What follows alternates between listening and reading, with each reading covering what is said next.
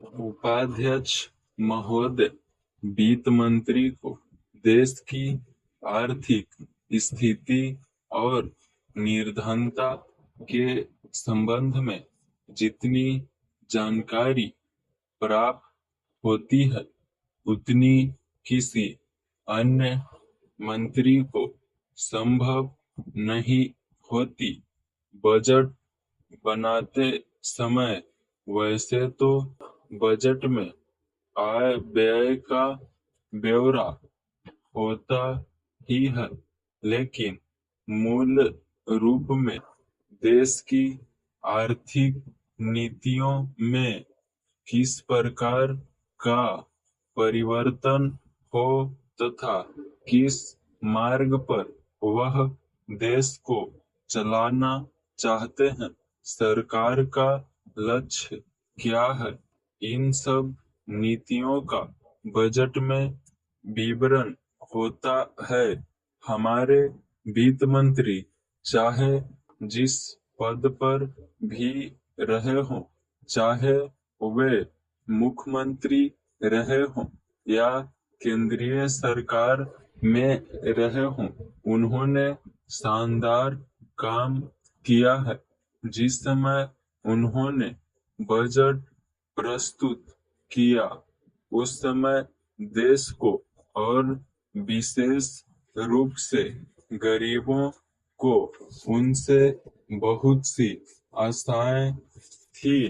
देश में लगभग 6 लाख गांव हैं, उनमें जो बेरोजगारी है, गरीबी है, उसके संबंध में देश की जनता को उनसे बड़ी आशाएं थी और जनता देखना चाहती थी कि इस अवसर पर सरकारी नीतियों के द्वारा देश को वे क्या मार्गदर्शन देना चाहते हैं। इस दृष्टि से 3 महत्वपूर्ण बातें इस समय देश के सामने थी। देश का आर्थिक विकास तेजी से हो, अधिक लोगों को काम मिल सके और मूल्यों में स्थिरता पाए। जहां तक इन 3 उद्देश्यों का संबंध है, हमने देखा कि उस ओर कुछ प्रयत्न किए हैं। विशेष रूप से गरीबी हटाओ के संबंध में इस देश में जो चर्चा चल रही है, इस बजट में कुछ सीमा तक उसका उल्लेख मिलता है, क्योंकि जितने भी प्रत्यक्ष कर लगे हैं, वे ज्यादातर धनी लोगों पर और विशेष रूप से शहर के लोगों पर लगाए गए हैं।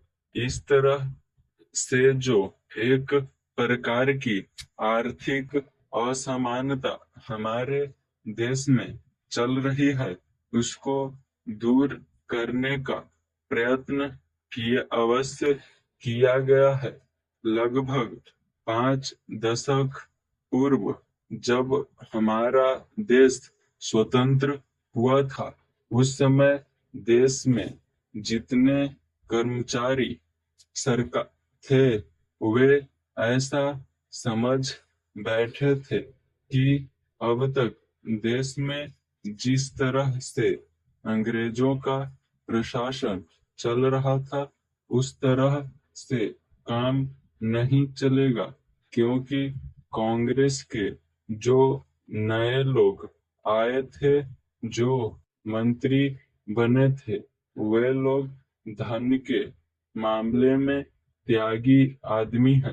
धन से उनको मोह नहीं है, लेकिन बाद में उन्होंने देखा कि हमारे मंत्री लोग भी उसी तरह से शानदार जीवन पसंद करने लग गए, जिस तरह से अंग्रेज करते थे।